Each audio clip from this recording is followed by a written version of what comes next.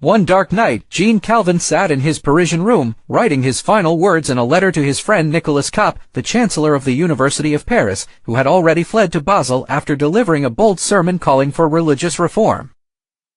Calvin felt the weight of danger approaching. Just days earlier, leaflets criticizing the Catholic Church had been posted on the streets of Paris, angering the authorities and sparking arrests of Protestants. He knew that staying would mean death.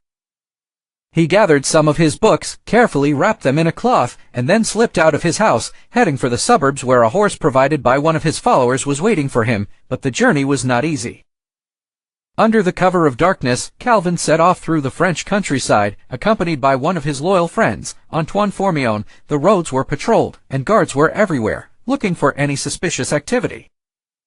One night, while crossing a dense forest near Dijon, they spotted a group of horsemen on the main road. "We must hide," whispered Fourmion. "No, we'll continue across the river. It's safer," replied Calvin.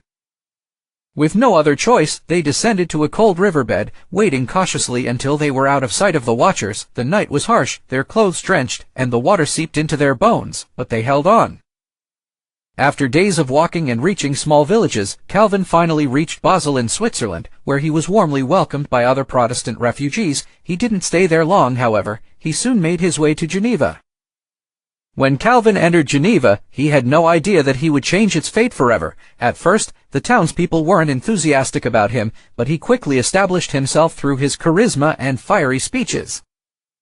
He established a strict moral code, forbidding singing and dancing, and enforcing laws prohibiting luxury and extravagance. The merchants, especially the jewelers, were in crisis. They could no longer sell their fine jewelry. The jewelers sat in their workshops, contemplating the gold pieces that no one was buying anymore, until a great idea came to them. If adorning oneself with gold is forbidden, what if we made something useful? One craftsman asked. The craftsmen learned the art of timekeeping, creating clocks with stunning decorations, yet within a conservative framework that satisfied strict religious laws. By the mid-16th century, Geneva had become a stronghold of watchmaking. This was not just an economic alternative, but also a new identity for the city. As demand grew, manufacturing techniques evolved, and the quality of watches improved, making them a global symbol of precision and luxury. Jean Calvin could not have known that his decisions, aimed at imposing simplicity, would lead to the birth of an industry that would make Geneva one of the world's most important watchmaking centers. Thus, from one man's escape from religious persecution, the Empire of Time was born.